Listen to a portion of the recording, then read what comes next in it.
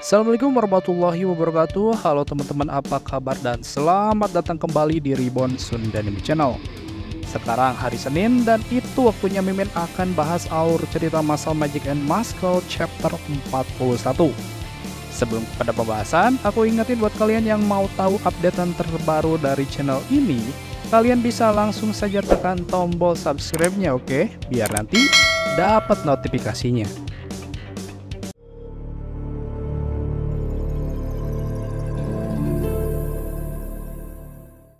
Awal cerita masal Magic and Muscle manga chapter 41 dibuka dengan memperlihatkan setelah Mas berhasil melewati situasi yang sulit sebelumnya, yaitu menyalakan lilin tanpa menyentuhnya. Mas pun menganggap kalau sidang ini sudah selesai. Tapi setelah mengatakan hal tersebut, sesuatu seperti pasir tiba-tiba mencengkram kuat sebelah kakinya hingga Mas pun tak bisa bergerak. Dan tak lama, tepat dari arah samping terlihat pasir lain muncul lalu mencoba menghancurkan tubuh Mas. Namun dengan kekuatan tinjunya, Mas pun dengan mudah mampu menghancurkan pasir tersebut.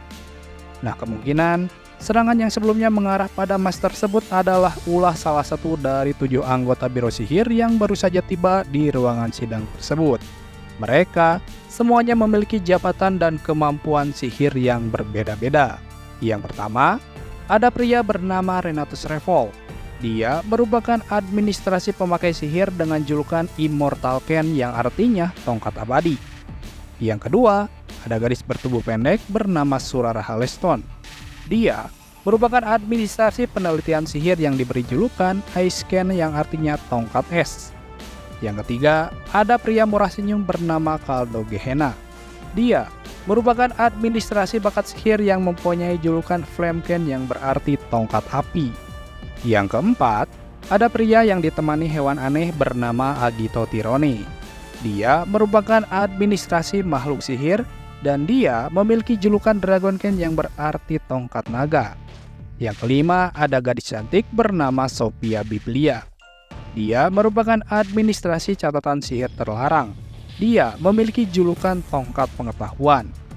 Yang terakhir, ada pria berkacamata dan yang terlihat sebagai pemimpin anggota visioner agung bernama Ortermed. Dia merupakan administrasi kekuatan sihir dan dia memiliki julukan Deserken atau tongkat gurun.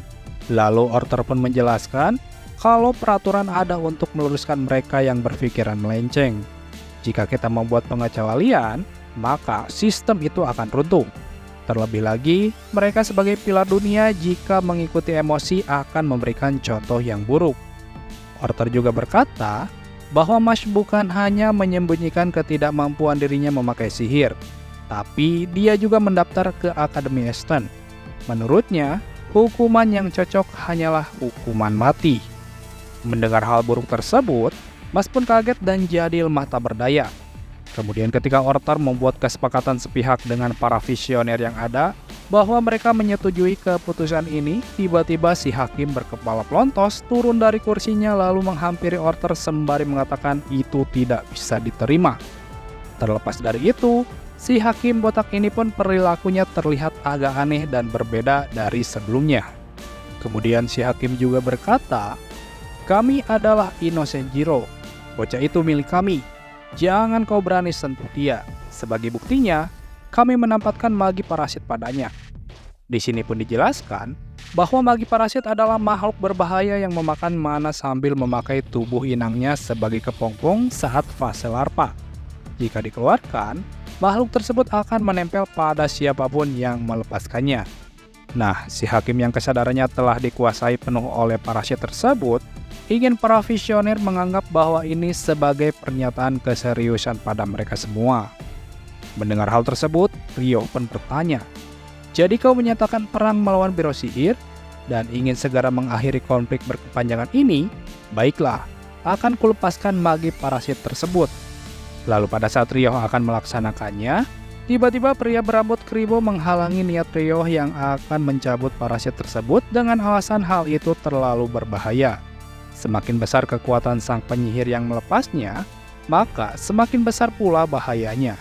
Jika itu menempel pada Ryo, maka Ryo pasti akan langsung jadi kepompong.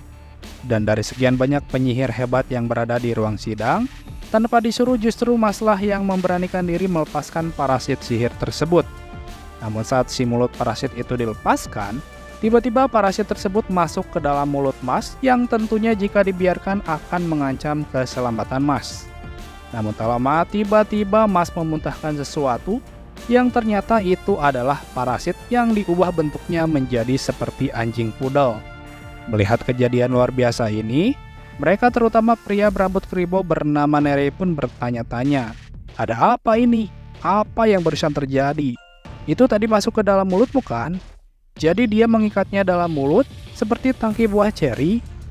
Mas pun menjawab, "Yap, aku mengikatnya pakai lidahku." Setelah mendengar perkataan para penjahat dan menyelamatkan si hakim tua, Mas pun merasa jika urusannya di sini sudah selesai. Akan tetapi, Porter pun menganggap bahwa urusan para visioner dengan Mas masihlah belum selesai. Menurutnya, peraturan tetaplah peraturan. Mereka yang tak memiliki sihir tak boleh membantah. Dan memang begitulah dunia ini berputar. Porter pun berkata, "Hukuman matimu akan ditegakkan. Kami akan membawamu." Nah, karena Mas tak mau dibawa pergi, jadinya dia pun menancapkan kedua kakinya ke dalam tanah.